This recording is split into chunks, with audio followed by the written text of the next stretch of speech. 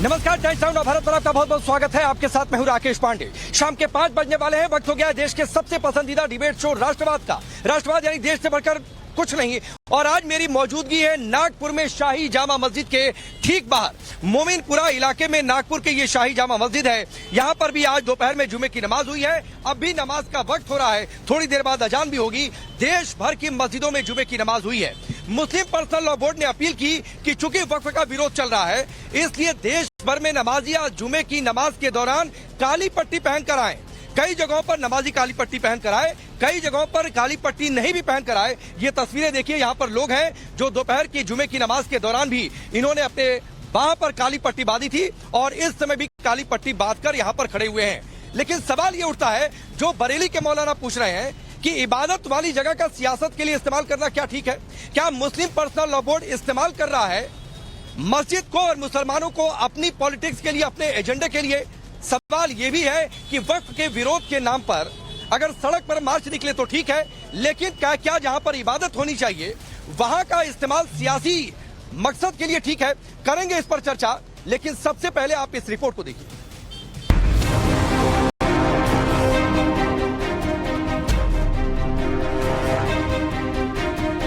हमारे बड़ों ने क्या है, ऐलान हुआ देवबंद से कि काली पट्टी बांध ले।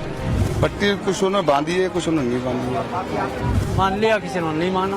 बांधना था, 100% बांधना था।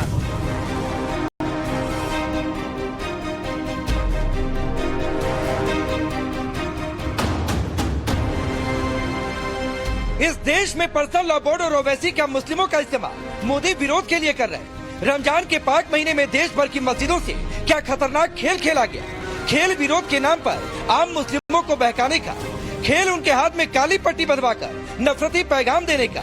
वक्फ का खुला खेल बंद होने का काउंटडाउन शुरू हुआ तो इबादत वाली जगह का सियासी इस्तेमाल कर क्या विरोध का आखिरी दाम आज चल दिया गया? ये सारे सवाल इसलिए क्योंकि आज अलविदा जुमे की नमाज पर देश भर की मस्जिदों में अधिकतर जगह नमाजी हाथ में काली पट्टी बांध कर पहुँचे। क्या ओवैसी, क्या मौलाना और इनकी अपील पर बड़ी संख्या में नमाजी भी काली पट्टी बांधकर मस्जिदों में नमाज के लिए पहुंचे। आपने जो हाथ में जो काला पट्टी बांधा हुआ है, ये किस बात का प्रतीक है? ये वक्फ बोर्ड जो लाने चाहे गवर्नमेंट, जो हमारा वक्फ बोर्ड के लिए वो कर रही है, मना कर रही है ना। वक्फ बिल के खिलाफ आज एक साइलेंट प्रोटेस्ट के तौर पर हर कोई हाथ पर काली पट्टी बांधकर इसका विरोध कर रहा है। और यहीं आज इस जुम्मे में भी असदुद्दीन ओवैसी को भी देखा गया था कि उन्होंने भी वक्फ बिल के खिलाफ काली पट्टी अपने हाथ पर बांध के वे इस जुम्मा के लिए पहुंचे थे। ऐसे ये all India Muslim personal law board की तरफ से जो पट्टी बांधने के लिए कहा गया था, उसका असर देखने को नहीं मिला। पट्टी कुछ उन्होंने बांधी है, कुछ उन्होंने नहीं बांधी है। ज्यादातर लोगों ने नहीं। आज अलविदा है, इसलिए नहीं लोगों ने इस पे ध्यान नहीं दिया। नमाजी मस्जिद तो पहुंचे इबादत के लिए, खुदा के सामने सिर झुकाने के लिए, लेकिन वहां उनके लिए सियासी पिच तैयार करके रखी गई। देखिए कैसे खालिद रशीद फिरंगी महली काली पट्टी बांधकर वक्फ विरोध के लिए माहौल बना रहे। अलविदा के दिन बोर्ड ने यह अपील की है कि तमाम मुसलमान अपने दाहिने हाथ पर काली पट्टी बांध करके पुरअमन तरीके से मस्जिदों में जाएं, नमाज पढ़ें और इस तरीके से अपना एक प्रोटेस्ट दर्ज कराएं। कहा तो इन महली साहब को प्रेम का संदेश देना, मजहब के बारे में बताना था, लेकिन ये साहब सियासी पिच पर खेल रहे थे। इन्हीं जैसों को बेपर्दा किया बरेली के मौलाना शाहबुद्दीन रजवी बरेलवी ने, जिन्होंने दो टूक कह दिया कि इबादत वाली जगह सियासत ठीक नहीं। बरेलवी ने तो मुस्लिम पर्सनल लॉ बोर्ड तक को ये कहकर कटघरे में खड़ा कर दिया कि वो इबादत के महीने में मुस्लिमों का राजनीतिक इस्तेमाल कर रहा। बोर्ड के जो लोग हैं वो मजहबी लोग हैं। अब मजहबी लोगों ने रमज़ान शरीफ के महीने का, जो रमज़ान शरीफ इबादत का महीना है, उस इबादत के महीने को इन्होंने राजनीतिक कामों में उलझा के रख दिया है मुसलमानों को। मगर मैं मुसलमानों से अपील करूंगा कि मुस्लिम पर्सनल बोर्ड के बहकावे में ना आए और काली पट्टी बांधने का जो इन्होंने ऐलान किया है उस पर कतई अमल न करें। फिरंगी महली और पर्सनल लॉ बोर्ड को लखनऊ के मुस्लिमों ने भी बेपर्दा किया। लखनऊ की शाही जामा मस्जिद में अलविदा नमाज हुई, लेकिन वहाँ किसी ने काली पट्टी नहीं बांधी, बल्कि लोगों ने तो दो टूक कह दिया कि वो सरकार और कानून के साथ खड़े। हाथों पे काली पट्टी वक्फ कानून को लेकर जो बांधने का कहा गया था, नहीं कहा गया है, मीडिया में भी है, लेकिन हम लोगों ने नहीं बांधी है। मतलब आप लोग साथ है कानून? हाँ बिल्कुल सर, जो भी है कानून के साथ ही कानून है। के विरोध में हूँ मैं, साथ में नहीं हूँ। वक्फ अमेंडमेंट बिल मेरा है।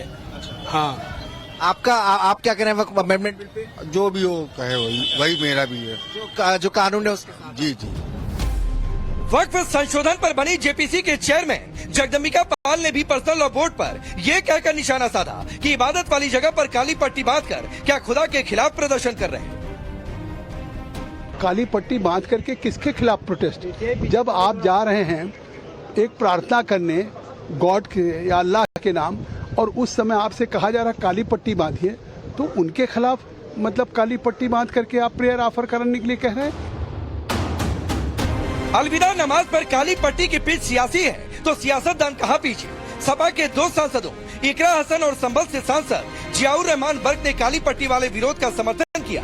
लगे हाथ इन्होंने सड़क पर नमाज की पाबंदी पर भी उकसाऊ बयान दिए। All India Muslim personal law board ने जो मांग की है या एक गुजारिश की है कि काली पट्टी बांध के नमाज अदा करें, तो यकीनन ये हमारा हक है संवैधानिक कि हम किसी चीज़ के लिए अगर हम किसी के खिलाफ है तो विरोध प्रदर्शन कर सकते हैं। सिर्फ इस वजह से कि सिर्फ मुसलमानों की नमाज है तो उस प्रकार से रोकना ये चीज़ गलत है। इस चीज़ की मैं कड़े शब्दों में निंदा करता हूँ। I think it's a 10-minute thing and all the people of this country have always accommodated for it. It is the government that is trying to break the unity that the people have, and I think it is very unfortunate. Muslim vote bank की सियासत करने वाले पहले से ही सड़क पर नमाज की पाबंदी से बौखलाए थे। उन्हें मौका भी मिला था सरकार के खिलाफ मुस्लिम विरोधी माहौल बनाने का। इस रेस में ओवैसी की पार्टी भी कहीं से पीछे नहीं। ओवैसी खुद तो काली पट्टी बांधे नजर आए। उनकी पार्टी के दिल्ली प्रमुख शोएब जमई ने सड़क पर नमाज की तुलना भंडारे और कांवड़ यात्रा से की और दो टूक ये भी कह दिया कि जरूरत पड़ी तो नमाज सड़क पर भी हो। जब भंडारे के लिए रास्ता रोक सकते हैं आप, अपने धार्मिक अनुष्ठान के लिए आप सड़कें रोक सकते हैं, कांवड़ यात्रा के लिए कई दिनों तक हाईवे को जाम कर सकते हैं आप, तो 10 से 15 मिनट के लिए ईद के नमाज के लिए आप व्यवस्था नहीं कर सकते। संभल या मेरठ नहीं है, ये दिल्ली सबकी है और यहाँ नमाज भी होगी और ईद भी मनाई जाएगी और सब लोग उसमें साथ देंगे। अगर मस्जिद में जगह कम पड़ जाएगी कहीं पर तो सड़क पर भी नमाज होगी। तो क्या नमाज के नाम पर देश में मुसलमानों को उकसाने और भड़काने का खुला खेल खेला जा रहा? सरकार ने नमाज की हद मस्जिद तय की तो भाईजान का एक गैंग मुस्लिमों को ये कहकर उकसाने में लग गया कि मजहबी अधिकार छीने जा रहे। चूँकि आज अलविदा जुमे की नमाज भीड़ जुटनी तय थी, वक्फ पर विरोध का माहौल भी बना हुआ था, तो पर्सनल लॉ बोर्ड ने काली पट्टी वाला दांव चलकर क्या मस्जिदों को सियासी अड्डा बनाने की कोशिश नहीं की? और सबसे बड़ा सवाल कि रमजान के पाक महीने में ये भड़काने उकसाने वाला खेल क्यों? विरोध के नाम पर इतनी नफरत क्यों? Bureau report, times now Bharat.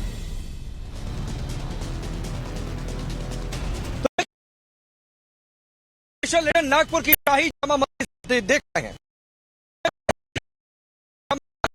आलोक जी भारतीय जनता पार्टी के नेता और राष्ट्रीय प्रवक्ता, मोहम्मद फैज खान है नेशनल कन्वीनर है मुस्लिम राष्ट्रीय मंच के, नाजिया इलाही खान है सोशल एक्टिविस्ट के तौर पर, तारिक खान है समाजवादी पार्टी के नेता और प्रवक्ता, सैयद जवाद जुड़ रहे पॉलिटिकल एनालिस्ट के तौर पर, राजीव रियाज प्रतापगढ़ी है पॉलिटिकल एनालिस्ट के तौर पर, लेकिन ये एमआईएम पार्टी यानी ओवैसी की पार्टी को सपोर्ट करते हैं। लेकिन चूंकि ये पब्लिक का शो है, पब्लिक का राष्ट्रवाद है और पब्लिक के बीच मेरी मौजूदगी है, तो सबसे पहला हक पब्लिक का बनता है। और यहाँ पर नागपुर की पब्लिक मेरे साथ मौजूद है जो यहाँ पर नमाज पढ़ने के लिए अब से थोड़ी देर बाद अंदर जाने वाली है। मेरा पहला सवाल है कि आप लोग काली पट्टी बांधकर लोकतंत्र में विरोध प्रदर्शन ठीक है, लेकिन एक सवाल उठ रहा है, बरेली के मौलाना ने भी ये बात कही है कि काली पट्टी बांधकर सड़क पर प्रदर्शन तो ठीक है, लेकिन मस्जिद के अंदर इबादत वाली जगह पर ऐसा करना क्या ठीक है? जी ये बिल्कुल ठीक है ना।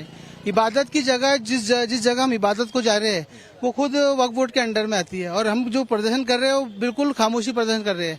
देखिए ऐसी वैसी बातों से तो अच्छा है खामोश रहे या फिर ऐसी बात करें जो खामोशी से अच्छी हो। आज हमने पट्टी बांधे तो पूरा मीडिया को दिख रहा है, लेकिन हम लोग ने स्कैनिंग कर रहे हैं वक्फ बोर्ड के समर्थन में कई करोड़ों मैसेज भेजे। वो भी खबरें हमने दिखाई। कहाँ दिखाई? हमने तो दिखाई सर, बिल्कुल दिखाई। अब इसके पहले कभी आपने डिबेट ही नहीं करे उस पर। कई करोड़ों मैसेज हमने भेजे वक्फ बोर्ड के लिए, तब गवर्नमेंट ने सुनी, लेकिन हमने खामोशी जो एकदम खामोशी प्रदर्शन है इससे एक तकलीफ क्या है? ये काले पट्टी बांध के अगर कहीं इबादत गाह जा रहे हैं, जिस जगह जा रहे हैं उसके संरक्षण के लिए हम जा रहे हैं। उसी नहीं, हमें कोई तकलीफ नहीं है। आप ही जैसे दिल्ली में, लखनऊ में कई जगहों पर मुस्लिम समुदाय के लोगों ने पट्टी नहीं बांधी। लखनऊ की शाही जामा मस्जिद है, वहां पर लोग बिना पट्टी के पहुंच गए। वो कह रहे हैं हम ठीक है, चलो ठीक है अपनी बात, लेकिन हम पट्टी बांध कर नहीं जाएंगे।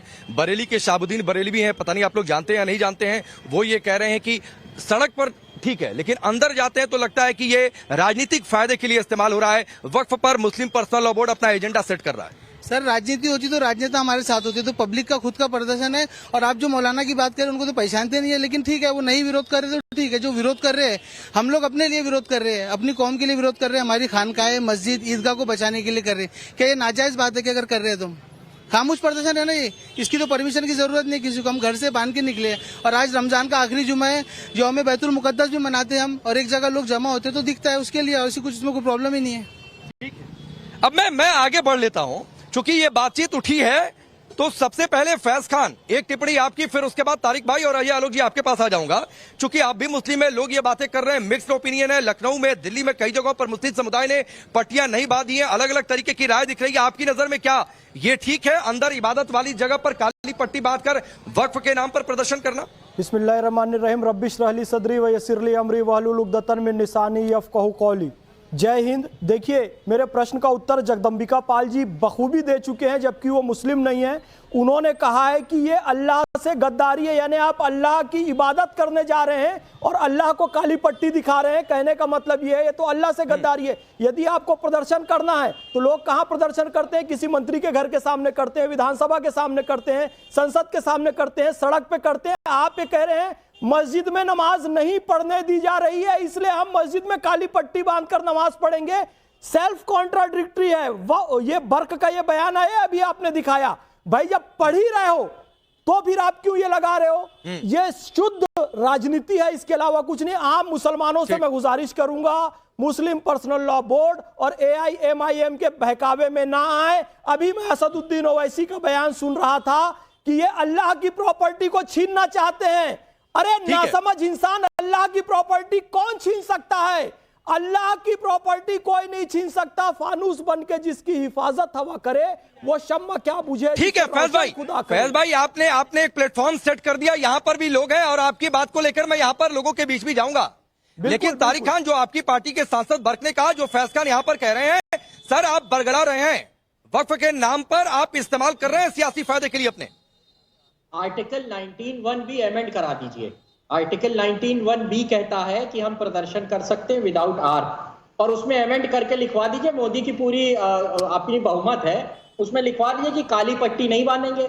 और पट्टी को कहीं अचानक से लोग बदल न दें, वो पत्थर में बन जाए, क्योंकि आपका चैनल तो भाई महान ही है, आप पट्टी को कहीं पत्थर में ना दिखा दें, ये भी हो सकता है। कहीं नहीं लिखा है कि काली पट्टी बांधने में कोई विरोध है, वो सांप बन जाए, बिच्छू बन जाए, काली पट्टी क्या पता भाई, जादूगर है लोग। अब दूसरी बात मैं कह रहा हूं, नमाज पढ़ोगे, मस्जिदों में जाओगे, कुछ तो शर्म करो। वो इंसान की नमाज कि रंग का एक छींटा लग जाए तो नमाज नहीं होती है, और काली पट्टी बांधकर अरे जमातुल विदा किस बात के लिए है? फैज भाई रुकिए, ओपनिंग रिमार्क में इंटरफेरेंस नहीं। फैज भाई रुकिए, नहीं, उन्होंने बहुत सारी बातें कही है, मैं उसका काउंटर करता हूँ। रुक जाइए, अभी रुक जाइए। तारिक खान को थोड़ा सा समय दे दीजिए। बीच में नहीं बोला था चाचा, आपने अपना भाषण दिया था, मैं बीच में नहीं बोला था, थोड़ा शांति रखिए। अब बोलिए, मैं उनको रोक दिया भाई, बोलिए तारिक भाई बोलिए। एक बात पे है, अरे बोलिए, मैंने उनको रोक दिया फैज खान को, बोलिए। जो ये कहा गया कि पासपोर्ट अगर रोड पे नमाज पढ़ी गई तो पासपोर्ट छीन लिया जाएगा, इस पे ऐतराज है। एक काम करिए, अगर मुसलमान रोड पे नमाज पढ़े तो उसकी एक आंख निकाल लो, उसका एक हाथ काट दो, उसका एक पैर काट दो, बुलडोजर से उसके खानदानों की कब्रें खुदवाइए, और कब्रों से उनके बाप दादाओं की जो हड्डियां बची हैं चुप रहो, कितना भड़का रहे हैं, देखो लोगों को देश में गृहयुद्ध की धमकी दे रहे हैं, आप बोल रहे हो। नहीं रुक जाइए, मैं आ रहा हूँ बीच में। रुकिए फैज खान, रुकिए भाई, अरे रुकिए। अब तारिक खान रुक जाइए। अरे फैज खान रुकिए, प्लीज फैज भाई रुकिए, प्लीज, अरे प्लीज रुकिए। अरे रुकिए तारिक खान, आपने कुछ बातें कही काली पट्टी को, अरे रुकिए भाई, काली पट्टी को हम पत्थर दिखा देंगे तो सर मैं आपको पहली बार चेतावनी देकर बोल रहा हूं कि मेरे सामने भड़काऊ उकसाऊ बातें मत किया करिए। काली पट्टी को काली पट्टी दिखाते हैं, आपकी नजर में पत्थर आ जाते हैं, तो मुझे उसकी मेरी कोई जिम्मेदारी नहीं है। तो सर ये चेतावनी है, क्योंकि आप ये देखिए नागपुर के मुस्लिम समुदाय के लोग हैं, और इसमें से देखिए कई लोग काली पट्टी बांध कर यहाँ पर बैठे हुए हैं। काली पट्टी को पत्थर नहीं दिखा रहा, काली पट्टी पर इनकी सोच क्या है वो दर्शकों के सामने रख रहा हूं। दर्शक तय करें सही क्या है गलत क्या है, हिंदुस्तान का संविधान तय करेगा। लेकिन तारिक भाई मेरे सामने भड़काऊ बातें मत किया करिए और ना उकसाऊ बातें किया करिए, मैं आपको पहले बता दे रहा हूं। और मैं अपने चैनल अपने प्लेटफॉर्म का इस्तेमाल बिल्कुल इसके लिए नहीं होने दूंगा। आपका अपना पॉलिटिकल प्रोपेगेंडा है, सड़क पर तय किया करिए सर, सड़क पर तय किया करिए। सवाल मैं फिर दोहराता हूं, फिर अजय जी के पास जाऊंगा। नहीं सुनिए सर, जो बातें बर्क ने कही, जो बातें इकरा हसन ने कही, मैं फिर दोहराऊंगा सर। वक्फ के नाम पर विरोध प्रदर्शन ठीक है, करिए सर, लोकतंत्र का अधिकार है। लेकिन एक बड़ा वर्ग पूछ रहा है कि मस्जिद और इबादत वाली जगह का इस्तेमाल आप लोग कर रहे हैं, उकसा रहे हैं इसके नाम पर। कहीं नहीं इस्लाम में या कहीं नहीं संविधान में लिखा हुआ है कि मस्जिद में हम विरोध नहीं कर सकते। ना इस्लाम में कहीं लिखा हुआ है, ना संविधान में इसकी रोक है। नमाज लोग पढ़ने जाते हैं, उनकी नमाज कबूल हो कि नहीं होगी, ये नमाज पढ़ने वाले और अल्लाह के बीच की बात है, वो वहां विरोध कर सकता है, कहीं से उसको रोक नहीं है। दर्द आपके पेट में हो रहा है और दर्द ये जो फैज खान बैठे हुए इनके पेट में हो रहा है, जो फर्जी बन के आते हैं, फर्जी राष्ट्रवाद लेके आते हैं, इनके पेट में। रुक जाइए, दो लोग अभी बता रहा हूं क्यों दर्द हो रहा है। नहीं, मैं बता रहा हूं कि अभी क्यों दर्द हो रहा है। अरे रुकिए तारिक खान, मैं बता रहा हूं क्यों दर्द हो रहा है। अजय आलोक जी, तारिक खान, कांग्रेस पार्टी, पूरा विपक्ष कहता है कि भाई आप लोग धर्म का इस्तेमाल करते हैं, आप लोग मंदिर मंदिर कहकर आप लोग वोट लेते हैं। अब तो ये खुलेआम ताल ठोक कर कह रहे हैं कि हम मस्जिद का इस्तेमाल हम कर रहे हैं। ठीक है, इबादत वाली जगह पर हमने पॉलिटिकल बातें कर ली तो क्या गलत कर ली? और ये तो खुलेआम कह रहे हैं कि हम कर रहे हैं मस्जिद का इस्तेमाल।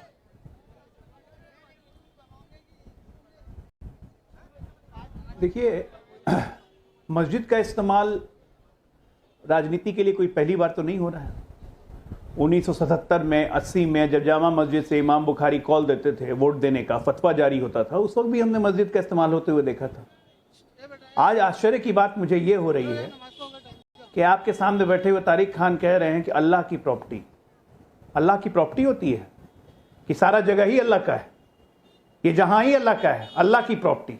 मतलब अल्लाह की प्रॉपर्टी अलग, भगवान की प्रॉपर्टी अलग, पादरी की प्रॉपर्टी अलग, सबकी प्रॉपर्टी। ये मानसिकता है भाई साहब, ये मानसिकता है, ये भड़काने वाली मानसिकता है। ये तारिक खान ने जिस तरह से कहा कि मुसलमानों का पैर काट दो, मुसलमानों का ये कर दो, कट गया क्या पैर तारिक खान आपका? ड्रामेबाजी की एक लिमिट होती है। आप इबादत करने जा रहे हैं, अलविदा रमजान की इबादत करिए, ठीक है। जिनको काली पट्टी लगाना है, लोकतांत्रिक देश है, लगाइए काली पट्टी। इसको लोगों को भड़काना, लोगों को उस्काना, ये उनके मुंह पे करारा थप्पड़ है। क्योंकि जितने मुसलमानों ने पट्टी नहीं बांधी, उनका क्या करेंगे? ये जितने ये धर्म के ठेकेदार हैं, ये वक्फ के जितने, मैं कहता हूं 200 मुसलमान नेता पूरे देश के, जिन्होंने वक्फ की सारी प्रॉपर्टी पे कब्जा करके बैठा हुआ है। एक आम मुसलमान को वक्फ का कुछ वो भी मिलता है? आज तक एक फायदा मिला है? 3-3 हजार 5-5 हजार करोड़ की, उत्तर प्रदेश में 1 लाख करोड़ से ऊपर की वक्फ की प्रॉपर्टी पे कब्जा करके लखनऊ में ये बैठे हुए, लखनऊ कानपुर में, और ज्यादातर समाजवादी के लोग हैं। ये अकबरुद्दीन ओवैसी, असदुद्दीन ओवैसी, इनकी पार्टी 3.5 हजार करोड़ के वक्फ की प्रॉपर्टी पे मॉल बना के हैदराबाद में रखी हुई है। आम मुसलमानों को क्या मिला वक्त से? आम मुसलमानों की इनकी चिंता नहीं है। लेकिन आज मुझे खुशी इस बात की है कि आम मुसलमान इनको नकार रहा है। ये काली पट्टी, इबादत की जगह काली पट्टी लगा के जाएंगे। हम अगर आज ये कहें कि कृष्ण जन्मभूमि का मामला चल रहा है कोर्ट में, सरकार तुरंत तारिक भाई जवाब दीजिए अजय आलोक जी की बात का। और दिल्ली के मुसलमान कृष्ण भगवान की पूजा करने, लखनऊ की शाही जामा मस्जिद के मुसलमान, पटना में भी कुछ मुसलमानों ने पट्टी नहीं लगाई, वो तो कह रहे हैं हम कानून के साथ हैं। और आपने जितनी भड़काऊ बातें कही अजय आलोक ने कहा, और आप तो खुलकर कह रहे हैं कि ठीक है मस्जिद का इस्तेमाल हम कर रहे हैं। आप तो खुलकर ये कहते नजर आ रहे हैं कि कर रहे हैं अपनी पॉलिटिक्स के लिए इस्तेमाल। नहीं, मैंने कोई भड़काऊ बातें कही, मैंने कोई भड़काऊ बातें नहीं की। मैंने कहा कि अगर अभी आप देखिए, आप लोग कह रहे हैं कि रोड बाधित हो जाएगी। देखिए अभी कुंभ हुआ, कुंभ में कितने लोग गए आपको पता है? मात्र 3000 लोग गए कुंभ में, और ना कोई रोड जाम हुआ, ना कोई सड़क पे बाधित लोग हुए, ना कहीं पे लोगों को चलने की तकलीफ हुई, ना एक भी एम्बुलेंस रुकी। तो इस तरीके से आयोजन होते रहे हैं भारत में, और मैं कहता हूं कितना बड़ा आयोजन हुआ, कुछ नहीं हुआ। ऐसे ही अगर नमाज पढ़ ली जाएगी कहीं पर 5 मिनट, 10 मिनट, 20 मिनट, कितनी देर की होती है नमाज? लेकिन अरे भाई बड़ी नफरत है तारिक खान आपको कुंभ से। सड़क पे नमाज मत नहीं, बड़ी नफरत है तारिक खान आपको कुंभ से। मैं यहाँ वक्फ पर बातचीत कर रहा हूँ। मैं ये कह रहा हूँ कि भाई कई मौलाना कह रहे हैं कि मस्जिद का इस्तेमाल नहीं होना चाहिए था। मैं आपसे इस पर पूछ रहा हूँ, आप इसमें कुंभ को लेकर चले आए। अजीब स्थिति है भाई आपकी घूम फिराकर सुई अजय आलोक इनकी कुंभ पर जाकर अटक जा रही है। पांडे जी, सरकार अगर कह रही है सड़क पे नमाज मत पढ़ो, सड़क पे कतई नमाज नहीं पढ़नी चाहिए, नहीं पढ़नी चाहिए। सड़क, मस्जिदें काफी है।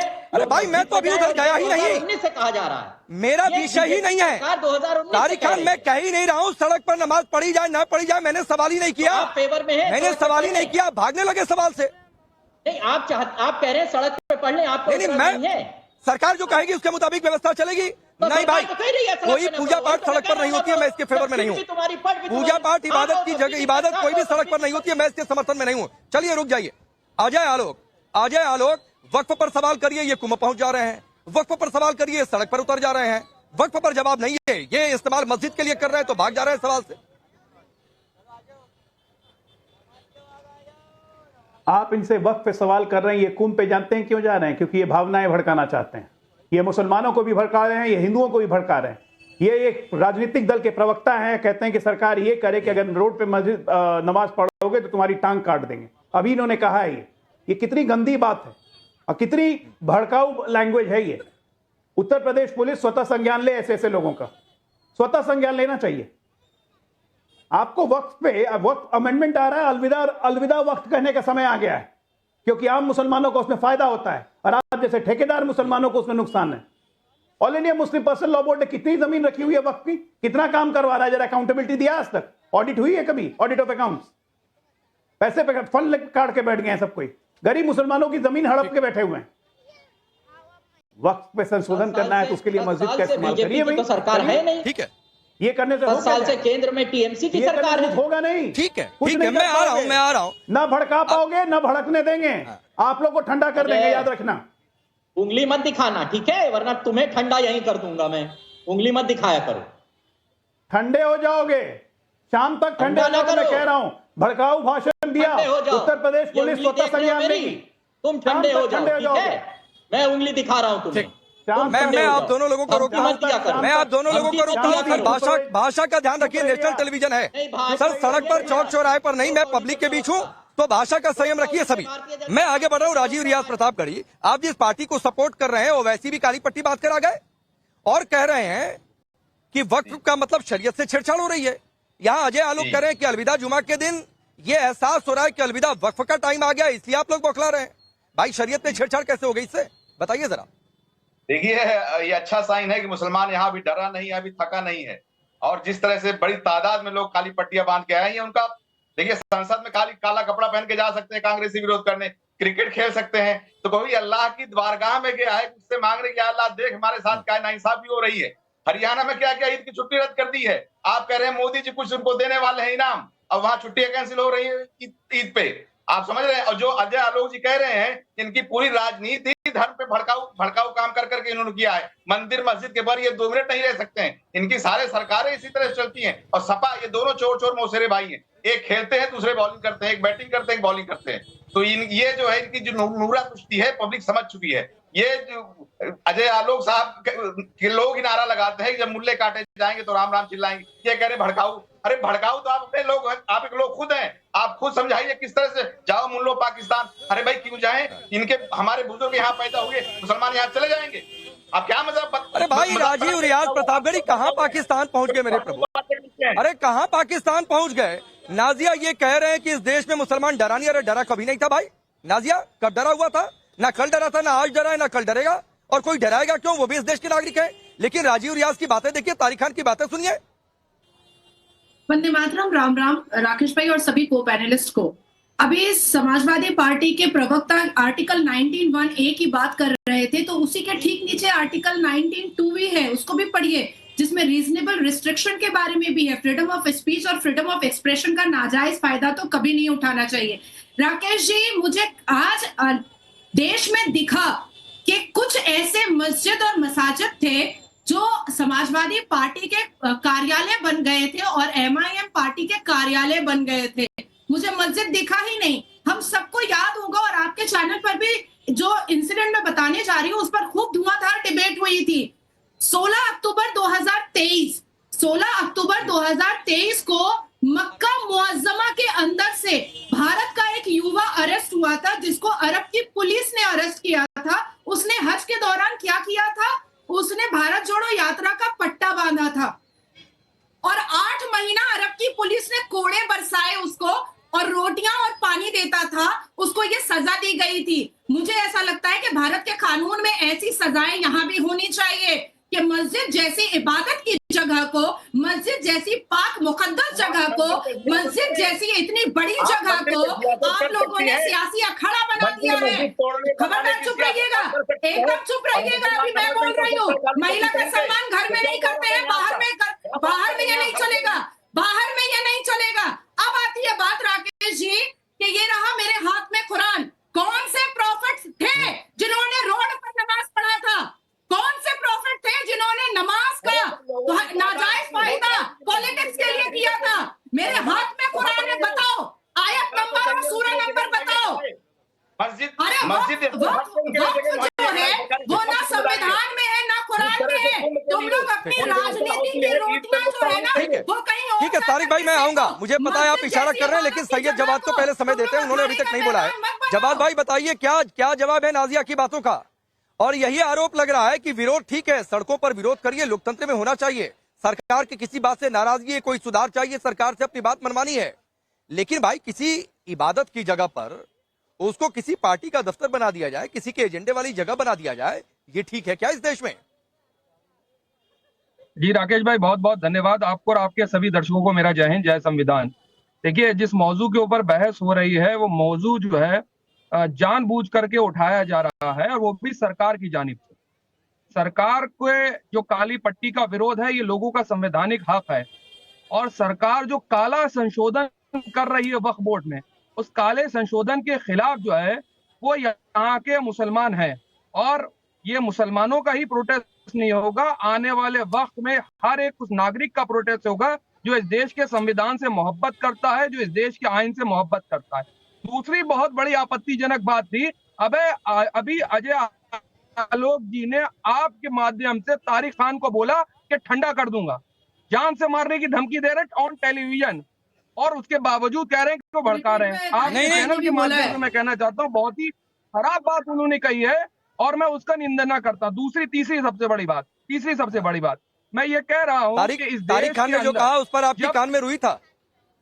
मैं किसी को डिफेंड नहीं कर रहा हूँ, सुनिए मैं किसी को डिफेंड नहीं कर रहा हूँ। भाषा दोनों लोगों की बिगड़ी थी, मैंने दोनों लोगों को रोका था। तो एक आदमी का आपको सुनाई देता है एक कान से, दूसरे आदमी का सुनाई नहीं देता है, तो थोड़ा दोनों कान खुला रखा करिए। सैयद जवाद अपनी बात पूरा करिए। दोनों कान खुले। मैं सिर्फ ये कह रहा हूँ, ये राष्ट्रीय पार्टी के प्रवक्ता है, सरकार में है, इनकी बड़ी जिम्मेदारी होती है। और ये उल जलूल आजकल पता नहीं अजय आलोक वैसे तो डॉक्टर हो, मैं जानता भी हूँ इनको, पता नहीं क्या हुआ। क्यों आपकी कोई जिम्मेदारी नहीं है क्या? सैयद जवाद आपकी कोई जिम्मेदारी नहीं है, तारिक खान की जिम्मेदारी नहीं है, राजीव रियाज की कोई जिम्मेदारी नहीं है, या आप लोगों ने पल्ला झाड़ लिया कि भाई हमारी कोई जिम्मेदारी नहीं है, सरकार देख ले? आपकी कोई जिम्मेदारी नहीं है। सरकार चुनी क्यों जाती है इस देश के अंदर? सरकार इसलिए चुनी जाती है कि देश, अब देखिए क्या होता था पहले, अगर दो समुदाय में झगड़ा हो जाता था तो सरकार का काम होता था उसको सुलझाना, लेकिन अब सरकार में वो लोग बैठे हैं जो झगड़ा लगाते हैं, वो बयान देते हैं ऐसे मुख्यमंत्री, ऐसे मंत्री। नहीं सैयद जवाद आपने बहुत सही कर दिया, बहुत सही कर दिया। अब अजय आलोक जी, थोड़ा तारिक खान 1 मिनट और दीजिएगा, मैं आपको भरपूर समय दे दूंगा। अजय आलोक जी देखिए, सैयद जवाद ने क्लियर कर दिया, ना तो इनकी कोई जिम्मेदारी है समाज में शांति को लेकर, ना तारिक खान की कोई जिम्मेदारी है, ना राजीव रियाज की जिम्मेदारी है। जिम्मेदारी अकेले आप लोगों की है, ठेकेदारी अकेले आप लोगों की है, शांति सद्भाव बना रहे ये कुछ ना देखेंगे। बिल्कुल सही है, तीनों ने एक ही लाइन में कमोवेश एक ही भाषा में अपनी बात कही, जिसमें सिर्फ भड़काने वाली बात कही, और शांति रखने की बनाने की जिम्मेदारी हमारी है। तो इसीलिए सैयद साहब, मैंने तारिक जी को बोला कि भड़काने वाली भाषा बोलोगे तो ठंडे कर दिए जाओगे। उत्तर प्रदेश पुलिस स्वतः संज्ञान लेगी। जो ये कह रहे हैं कि सड़कों पे मुसलमान का पैर काट दो अगर नमाज पढ़ने आया, तो किसने कहा है ये बात? ये बात आपने नहीं सुनी, और मेरी बात आप सुन लिए कि ठंडे कर दोगे। ऐसे लोग को ठंडा नहीं करना चाहिए तो क्या करना चाहिए? गर्म करना चाहिए। अपनी बात करेंगे। मैं दूसरी बात जो कहे इस बात किस देश में, जो कहे इस देश में रमजान वाले दिन, रमजान वाले दिन, अलविदा रमजान वाले दिन, उसके नमाज के समय जो कहे कि अगर मुसलमान नमाज पढ़ता है तो पैर काट लेंगे उसका, ये भड़काने वाली की बात नहीं है ये। तो ऐसे लोग को ठंडा करना भी हमारी जिम्मेदारी है, सरकार की जिम्मेदारी है। ऐसे लोग को ठंडा करना ही चाहिए, ऐसे लोग को ठंडा करना ही चाहिए, और ठंडा करेंगे। और देश ऐसे जो लोग है- को ठंडा करेंगे। रुक जाइए मैं ये कह रहा हूं जो इस तरह से भड़काऊ मैं आता बोलेगा। हूं बीच में। अरे आम मुसलमान आपको पूछ नहीं रहा है, आप जबरदस्ती आग लगाने के चक्कर में पड़े हुए हो। हाँ, आम मुसलमान का समर्थन आपके पास है नहीं है, जबरदस्ती आप आग लगाते हैं। आम मुसलमान को क्या मतलब है वक्त से? सैयद जवाद रुक जाइए। अब मैं तारिक खान को ही लाता हूं, क्योंकि तारिक खान ने ही इस तरीके की बातें कही थी कि भाई चला गया नमाज पढ़ने तो पैर काट दोगे क्या। तारिक भाई बात ये नहीं है, बात ना विरोध प्रदर्शन को लेकर। मैं आपको ये भी बता दे रहा हूं, विरोध प्रदर्शन खूब करिए सर, लोकतंत्र में होना भी चाहिए, लोकतंत्र मजबूत होता है, कमजोर कतई नहीं होता है। लेकिन सवाल ये उठता है कि मंशा क्या है, सवाल ये उठता है कि किस जगह पर हो रहा है, सवाल ये उठता है कि नारे लगाए क्या जा रहे हैं, सवाल ये उठता है कि पीछे से खेल क्या चल रहा है। तो भाई सड़क पर करिए ना, कितने जुलूसों में काले झंडे दिखा दिए जाते हैं, दिखाइए सड़क पर खड़े होकर। आज यही तो कह रही है नाजिया कि आप लोगों ने वक्फ पर अपना एजेंडा साधने के लिए पार्टी के दफ्तर में कन्वर्ट कर दिया रिलीजियस स्पॉट्स को। नहीं, ये बिल्कुल गलत बात है। क्या आज के प्रदर्शन में कहीं आपको कोई हिंसा दिखी? और 19(1) मक्का मौसम और मदीना मनोवरा नहीं एक्सेप्ट करता है भाई। पॉलिटिकल बातें और पॉलिटिकल इश्यूज मक्का मदीना में नहीं एक्सेप्ट किया जा सकता है, तो मसाजिद और मस्जिद में कैसे एक्सेप्ट किया जाएगा? तारिक भाई, वक्त कितने तरीके का होता है ये पता है आपको? मैं तो किसी के बीच में नहीं बोला, के बारे में काला पट्टी मैं तो किसी के बीच रुक जाइए, मैं चुप करा रहा हूँ, लेकिन आप एक महिला के लिए क्या कहकर बोल रहे हैं सर, उसका भी थोड़ा सा ध्यान रखिए। नाजिया रुक जाइए, 30 सेकंड रुक जाइए। उनके लिए कुछ नहीं बोला, मैंने सिर्फ कहा कि मैं 19(1) की बात कर रहा था। अब मैं आता हूँ इस पे अजय साहब के। इन्होंने कहा कि ठंडा कर देंगे, ठीक है, गुंडा पार्टी से यही उम्मीद है, एनकाउंटर करा सकते हैं आप, बिल्कुल डीजीपी आपके पावर में है। 250-300 एनकाउंटर यूपी में आप करा चुके हैं। एक गरीब तारिक खान का अगर एनकाउंटर और हो जाएगा तो क्या दिक्कत है? आपके अंडर में यूपी का डीजीपी आता है, पुलिस आती है, ठीक करा दीजिए, मुझे ठंडा करा दीजिए, मैं तैयार हूं। लेकिन जहां कहने की बात होगी, मैंने सिर्फ ये कहा था कि अगर कोई सड़क पे नमाज पढ़ लेता है, मेरठ में ऑर्डर कर दिया गया कि उसका पासपोर्ट रद्द कर दिया जाएगा। क्यों भाई, क्यों? किस बिहाफ पे उसका पासपोर्ट और लाइसेंस रद्द कर दिया जाएगा? मैंने इस बात के लिए कहा था कि उनके ऊपर आप कितना जुल्म करना चाहते हैं। क्या हमारे और धार्मिक आयोजनों में सड़कें बाधित नहीं होती? जब कांवड़ यात्रा निकलती है तो सड़कें बाधित नहीं होती हैं, और हम उसका सम्मान करते हैं, हम रास्ता बदल देते हैं, हजारों 100 किलोमीटर। एक बात मैं आपको बता रहा हूं, सुनिए तारिक खान, मैं कांवड़ पर डिबेट कर नहीं रहा हूं, मैं सड़क पर नमाज हो या ना हो इस पर अभी डिबेट कर नहीं रहा हूं। और सर अगर आप कह रहे हैं तो यात्रा सर सड़कों पर ही निकला करती है, यात्रा घर में नहीं निकला करती है, मैं उधर नहीं जा रहा हूं। मैं फिर आपको वक्फ पर लपेट कर लेकर आऊंगा, चाहे आप जितना दूर भागेंगे तारिक खान, उतनी दूर वहां से पकड़कर खींचकर आपको वक्फ पर लेकर आऊंगा। वक्फ पर विरोध प्रदर्शन सड़क पर करेंगे कि मस्जिद के अंदर करेंगे, सवाल यही है। नहीं, मैं कह रहा हूं कि क्या आज जो वक्फ पे काली पट्टी बांधी गई, वहां कहीं हिंसा हुई? कहीं आप हिंसा की बात बता दीजिए। तो ये कहीं से जो प्रदर्शन, अरे भाई किसने कहा कि हिंसा हुई? किसी ने कहा क्या कि हिंसा हुई? कुछ भी बोल देंगे आप, ये तो इनको आर्टिकल 19 इसको संविधान से इजाजत मिलती है उनको काली पट्टी बांधने की, तो वो बांध रहे हैं। क्या दिक्कत है आपको, ये बताइए मुझे, दिक्कत क्या हो रही है, कहाँ दिक्कत आ रही है, मैं नहीं समझ पा रहा हूँ। और अगर उनकी नमाज, किसने कहा कि दिक्कत है? मुसलमानों को, अरे किसने कहा कि दिक्कत है? तो किस बात का डिबेट चल रहा है फिर? मुझे समझ में नहीं आ रहा है। उनकी नमाज नहीं मानी जाएगी अगर आप कह रहे हैं मस्जिद पे नहीं बांधनी चाहिए? तारिक खान यही दिक्कत है कि आपको समझ में नहीं आता है। नाजिया जरा इन्हें समझाइए किस बात से दिक्कत है। काली पट्टी पहनने से दिक्कत है कि काली पट्टी किस जगह पर पहनी गई इससे दिक्कत है? नाजिया, मस्जिद इबादत की जगह है, वहां पर उसको पॉलिटिकल एजेंडा नहीं बनाया जा सकता है, वहां पर सिर्फ इबादत की जा सकती है, अल्लाह की इबादत। जहां एक तरफ प्रॉफिट मोहम्मद गारे हिरा में इबादत किया करते थे, इनको देखिए, इन्होंने मस्जिद को अखाड़े का मैदान और पॉलिटिकल एजेंडा बना दिया है। अब ये जिस संविधान की बात कर रहे हैं तारिक भाई, आप वैसे इस्लाम में भाई भाई कुछ होता नहीं है, फिर भी मैं भाई बोल रही हूँ क्योंकि भारतीय संस्कृति मेरे अंदर है। तो आप पहले ये बताइए कि अल कुरान में वक्फ के बारे में कहां पर लिखा हुआ है, और मुसलमान किस देश में, किस मुस्लिम कंट्री में वक्फ बोर्ड है, जरा ये बता दीजिए। उसके बाद जिस संविधान के बारे में आप बात कर रहे हैं उसका सबसे ओरिजिनल कॉपी मैं लेकर बैठी हुई हूँ। आप बताइए कॉन्स्टिट्यूशन में वक्फ किस आर्टिकल और किस चैप्टर में आता है, बताइए। ऐसे तो कॉन्स्टिट्यूशन में बहुत कुछ नहीं आता है। पेज नंबर बताइए, कॉन्स्टिट्यूशन में ऐसे तो कॉन्स्टिट्यूशन में बहुत कुछ नहीं आता है। रेवेन्यू एक्ट कहाँ है कॉन्स्टिट्यूशन में? रेवेन्यू एक्ट कहाँ पर है? वक्फ का अगर कॉन्स्टिट्यूशन में जिक्र नहीं है तो कॉन्स्टिट्यूशनली वक्फ बिल बनाया गया और भारतीय सरकार ने बनाया और संसद में पारित करके बनाया। आप भी अगर रहे हैं। आप अगर उसको पारित करा लेंगी तो उसका कॉन्स्टिट्यूशन दर्जा उसको मिल जाएगा। ये होता है कॉन्स्टिट्यूशन। हर चीज कॉन्स्टिट्यूशन में नहीं लिखी हुई है जो आप बता रही हैं कि उसको कॉन्स्टिट्यूशन में लिखा होना चाहिए। इतना तो वकील है, पढ़ा करिए, इतना वकील है, पढ़ाई किया करिए, खाली किताब बंद करके ना रखा। नहीं, बहुत ठीक है, पढ़ा करिए किताब को, बहुत ठीक है, नहीं, बहुत ठीक है। नाजिया ने बहुत सारी बातें स्पष्ट कर दी और इसीलिए फैज खान एक ये सोचा जा रहा है कि ये बता दिया जाए कि अभिन्न हिस्सा है वक्फ। शायद इसीलिए पूरा इतना जोर, जिसका पर्दाफाश नाजिया ने कर दिया। बिल्कुल बिल्कुल, इनका पर्दाफाश हो चुका है। मस्जिदों का सियासी इस्तेमाल कर रहे हैं, आरोप मोदी जी पर लगाते हैं, आरोप भाजपा और संघ पर लगाते हैं, लेकिन इस्लाम का गलत इस्तेमाल, मस्जिदों का, दरगाहों का, खानकाहों का गलत इस्तेमाल ये लोग कर रहे हैं, जो कि सिर्फ और सिर्फ इबादत के लिए है। इबादत की जगह पर सियासत करने वालों, वहां पर से खून खराबे और ग्रह युद्ध का संदेश देने वालों, तुम्हारे लिए निदा फाजली ने कहा कि कोशिश के बावजूद ये इल्जाम रह गया, हर काम में हमेशा कोई काम रह गया, उठ उठ के मस्जिदों से नमाजी चले गए, दहशतगर्दों के हाथ में इस्लाम रह गया। तुम दहशतगर्द हो जो कहते हो कि क्या हश्र कर देंगे जगदम्बिका पाल का, तुम ये कहते हो नेस्त नाबूद कर देंगे चंद्रबाबू नायडू और नीतीश कुमार को, तुम ये कहते हो ये वक्फ का बिल नहीं, ये सांप का बिल है, तुम कहते हो इस देश के टुकड़े कर देंगे, तुम कहते हो इस देश में गृहयुद्ध कर दोगे, तुम दहशतगर्द हो। और तुम्हारे लिए निदा फाजली ने कहा है कि उठ उठ के मस्जिदों से नमाज़ चले गए